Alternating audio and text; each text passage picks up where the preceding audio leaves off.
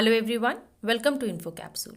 In this video we will talk about US presidential election यानी कि US में हो रहे राष्ट्रपति चुनाव के बारे में हम इस वीडियो में बात करेंगे। क्या प्रक्रिया है, किस प्रोसेस के थ्रू यूएस में जो प्रेसिडेंशियल कैंडिडेट्स हैं उनको चूज़ किया जाता है, कौन कौन सी पार्टीज़ हैं, कैंडिडेट्स कौन कौन से हैं, और साथ ही साथ ये भी जानेंगे कि भारत पर क्या असर पड़ने वाला है यूएस में जब प्रेसिडेंट चूज़ किया जाएगा। देखिए, वैसे तो आप न्यूज़ देख ही रहे होंगे और आपने देखा ही होगा कि जो बाइडन और ट्रंप आमने सामने हैं और जो बाइडन जो हैं आगे चल रहे हैं। लेकिन देखिए, यूएस का जो इलेक्शन है वो इस तरह का नहीं कि अगर आपने ज़्यादा वोट ले लिए तो आप जीत गए, ऐसा नहीं है। भारत की तरह यूएस का इलेक्शन बिल्कुल भी नहीं है। भारत और यूएस के इलेक्शन में काफ़ी ज़्यादा अंतर आपको मिलेगा। जब आप इस वीडियो को अंत तक देखेंगे तो आपको समझ में आएगा कि आखिर क्या प्रक्रिया है यूएस के इलेक्शन की। देखिए, जो अमेरिकन इलेक्शन सिस्टम है वो काफ़ी ज़्यादा कॉम्प्लिकेटेड है। इसमें कई चरणों में आपके जो है इलेक्शन होते हैं। एक ही चरण में यानी कि पब्लिक ने वोट दिया और कैंडिडेट चूज़ होकर आ गया, ऐसा कुछ भी नहीं है। इसमें क्या होता है, कई चरणों में इलेक्शन होता है और उसके बाद जाकर जो प्रेसिडेंट है उसको चूज़ किया जाता है। यानी कई महीनों का ये प्रोसेस है, कई महीनों तक ये प्रोसेस चलता रहता है।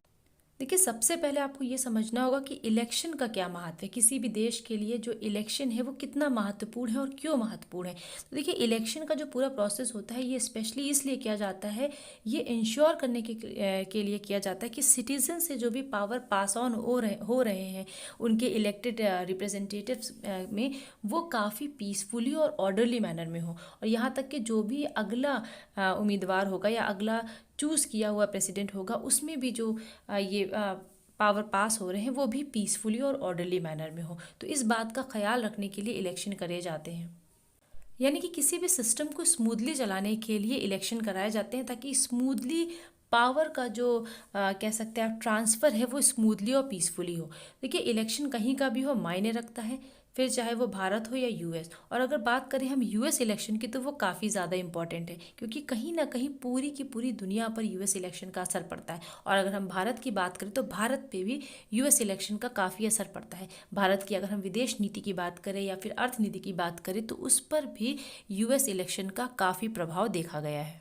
देखिए, जो अमेरिकन कॉन्स्टिट्यूशन है, जो कि आप जानते होंगे कि पहला लिखित कॉन्स्टिट्यूशन है, उसमें ये जो यूएस प्रेसिडेंशियल इलेक्शन का जो प्रोसेस है वो काफ़ी ऑर्गेनाइज वे में लिखा गया है। यहाँ तक कि ये भी पहले से डिसाइड कर दिया गया कि किस डेट को ये इलेक्शन होने वाले हैं। तो इसके बारे में हम आगे बात करेंगे। फिलहाल के लिए ये समझ लेते हैं कि अगर आप भारत के कॉन्स्टिट्यूशन को समझना चाहते हैं अच्छी तरीके से, तो ज़रूरी है कि आप बाकी जो इंपॉर्टेंट कंट्रीज़ हैं उनके भी कॉन्स्टिट्यूशन को अच्छी तरीके से समझें। क्योंकि देखिए, आप ये भी अच्छे से जानते होंगे कि जो भी भारत का कॉन्स्टिट्यूशन है वो कई सारे देशों के कॉन्स्टिट्यूशन से लिया गया है। तो भारतीय कॉन्स्टिट्यूशन को समझने के लिए हमें समझना होगा कि अमेरिका के जो शासन व्यवस्था है, जो कॉन्स्टिट्यूशन है, वो किस तरह का है, कैसे काम करता है। देखिए, अगर हम बात करते हैं वर्ल्ड की, तो वर्ल्ड में जो शासन प्रणाली है वो 4 तरीके की है।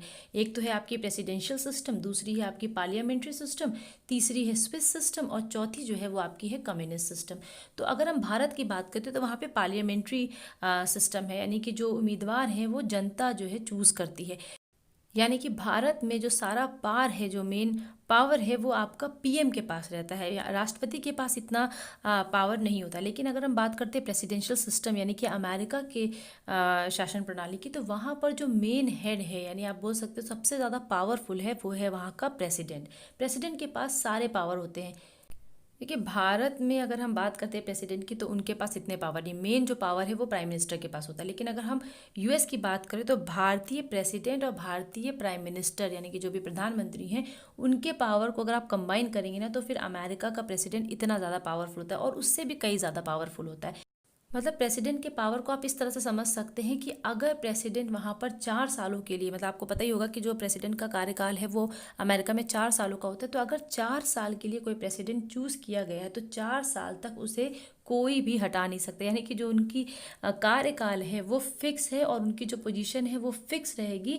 सिर्फ और सिर्फ अगर कभी महाअभियोग की दशा आती है तभी मतलब वो पद जो है वो राष्ट्रपति से लिया जाएगा, अदरवाइज उनको कोई भी हटा नहीं सकता। तो आप समझ सकते हैं कि कितना पावर है, मतलब 4 साल के लिए सत्ता में वही रहेंगे। तो अमेरिका के कॉन्स्टिट्यूशन में पहले से ही ये सारी चीज़ें निर्धारित कर दी गई हैं कि प्रेसिडेंट के पास कितना पावर रहने वाला है, कितने समय के लिए यानी कितनी अवधि अवधि के लिए वो अपने जो पद है उस पर बैठेगा। उसके साथ ही साथ ये तक डिसाइड कर दिया गया है कि जो इलेक्शन होने वाले हैं वो किस डेट को होंगे। देखिए अमेरिका में जो इलेक्शन होते हैं वो लीप ईयर में होते हैं। लीप ईयर यानी कि जब फरवरी 29 डेज की होती है तो लीप ईयर में होते हैं, और नवंबर के फर्स्ट ट्यूसडे को वहाँ पर जो है वोट होते हैं। यानी पहला जो भी ट्यूसडे पड़ेगा नवंबर का, उसमें वहाँ पर वोटर्स जो हैं वो वोट करते हैं। और यहाँ तक कि जो आपकी शपथ ग्रहण जो भी होने वाली शपथ ग्रहण का जो भी समारोह होगा, वो उसकी भी डेट जो है पहले से कॉन्स्टिट्यूशन में डिसाइडेड है, जो कि है 20 जनवरी। देखिए मैंने अभी तक आपको बेसिक बता दिया कि क्या बेसिक्स हैं इलेक्शन के। अब हम डिटेल में बात करते हैं। देखिए अभी आप देख रहे होंगे कि जो अमेरिका में चुनाव का प्रोसेस चल रहा है उसमें दो कैंडिडेट आमने सामने हैं, जिसमें से एक हैं आपके ट्रम्प, जो कि अपना एक कार्यकाल पूरा कर चुके हैं और अगले मतलब सेकेंड टर्म के लिए इलेक्शन में हैं, और दूसरे हैं आपके जो बाइडेन। देखिए यहाँ पर दो पार्टीज़ हैं, पहली आपकी रिपब्लिकन, दूसरी आपकी डेमोक्रेटिक पार्टी।